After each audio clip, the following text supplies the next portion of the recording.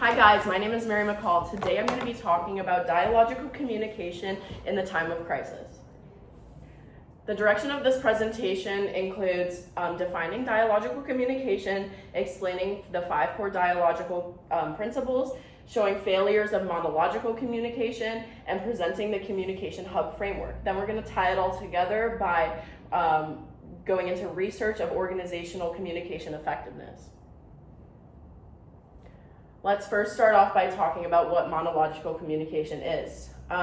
Monological communication is a top-down communication method that organizations use to give information to the public, but it doesn't open the door for feedback or receptiveness. There's no opportunity for public response, and there's a lack of relationship building and public trust. The opposite of that is dialogical communication. This is a two-way communication network between organizations and the public. It focuses on mutual understanding, empathy, and responsiveness. There's a essential for public trust during emergencies. So why does this matter in a crisis communication landscape? Crisis communication determines survival, it determines public safety, and there's many agencies that still rely on an outdated monological communication method. This needs to be transformed into dialogical communication in order for the public to gain trust in organizations, especially during the time of emergencies. This presentation explains why dialogical communication is essential. There's 5 core principles to dialogical communication. The first one is mutuality. The second one is propinquity, which basically means that there's real-time interactions between the public and organizations. The third is empathy. Fourth is risk. This means openness and understanding. It also means being able to admit when you're wrong and being able to admit when you don't have all the information. The last one is commitment to long-term relationships. This can be with organizations or with the public. Sometimes these principles are not enough. Even though organizations have access to these principles, to have it fully integrated into your communication hub framework takes a lot of adjustments of your cultures and your morals. Why social media strengthens dialogue is it provides 4 main things: immediacy, interactivity, visibility, and it enables citizens to agency communication. But organizations rarely use all of these capabilities to their fullest potentials. There's 3 main functions of social media for organizations to pay attention to. There's information dissemination. This means finding misinformation and correcting it when you can.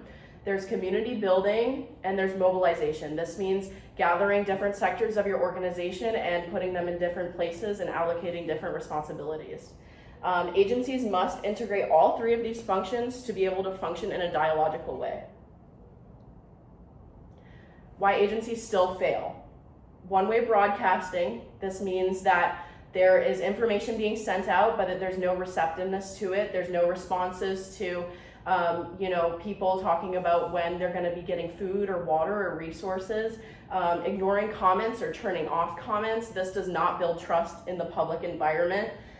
There's a fear of backlash from organizations. Organizations don't want to have a negative role put onto them. There's fragmented internal teams. This basically means that within the organization, there's different sectors of it, and there's no framework for the teams to be communicating effectively so that information can get sent out in a fast demeanor.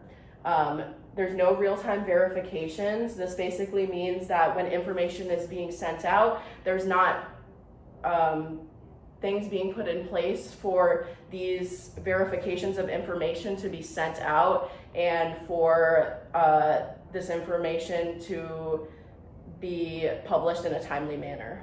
The last thing is there's single loop learning, which basically means organizations are not reflecting when they make mistakes. And also leadership is separated from the team. This basically means that leaders are out, in the time of crisis, they're out in the public doing work, and they're not monitoring what's happening back at the organization, and they're not approving information that's being sent out. Therefore, the large majority of the public isn't getting the information that they need in real time. So there's a specific case study, the agency FEMA during the Hurricane Katrina, their failures to do dialogical communication and integrate it into their organization included slow, inaccurate information on all social media platforms. There was contradictory messaging. There was no central communication hub put in place. That basically means that there was no network integrated into their organization that was vital for their specific messaging to be put onto display in a timely manner. There was no empathy or responsiveness when a whole bunch of people lost their lives, and it damaged their credibility overall. So what could we do to prevent this? That's where the communication hub framework comes into play. This should be integrated into all organizations, and it develops a sense of empathy within the organizations, truthfulness, and trust. What we can do is we can restructure the model of and emphasize communication. We can also coordinate messaging structures within the communication sector of an organization, and we can encourage multi-directional engagement, and we can also encourage cross-platform teams. Some other requirements are merging communication teams. This makes communication more effective across all teams in the organization. We can reduce delays in progress by an organization's rigid rules. And then we can also have pre-approved templates that we can put out on social media so that organizations can put information out quicker. There's also culturally trained staff, and we can also have direct leader access. How do these support dialogical values? There's a cultural shift towards dialogue. This is empathy, transparency, openness to uncertainty, and double loop communication. Double loop communication is basically when organizations put out information, and if they are met with negative feedback, they can take that feedback and they can reflect on it and integrate it into their organization's morals, and then go about different actions in the future in a more empathetic standpoint. Also, resource and allocation monitoring. There should be 24/7 around-the-clock teams that are monitoring what's going on online. There should be social listening tools and integration. There should be misinformation detection and correction. And then lastly, there should be real-time response cycles.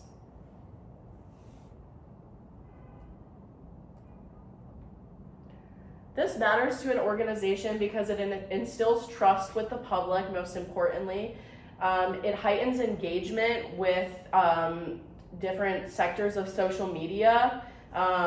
It also encourages public cooperation during the time of crisis, which is very important because emotions are at their highest.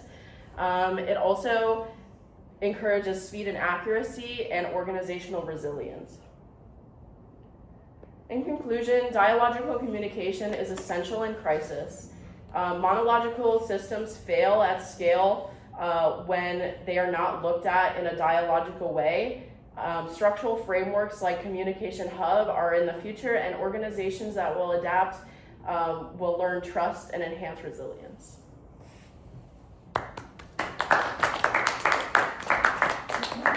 Here are my sources.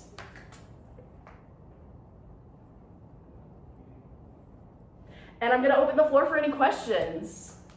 I have a question. Yes, Nicole, thank you. So after Hurricane Katrina, we moved past it, did FEMA actually implement any dialogical communications after that, or are they still relying on the monological system? They did. They actually just put out this 500-page document that was basically looking at their entire organization as a whole and implementing these dialogical structures into them, mindfulness, truthfulness, empathy, and they were seeing how they could restructure their organization in a way that could be more empathetic to the public at large if something else were to happen.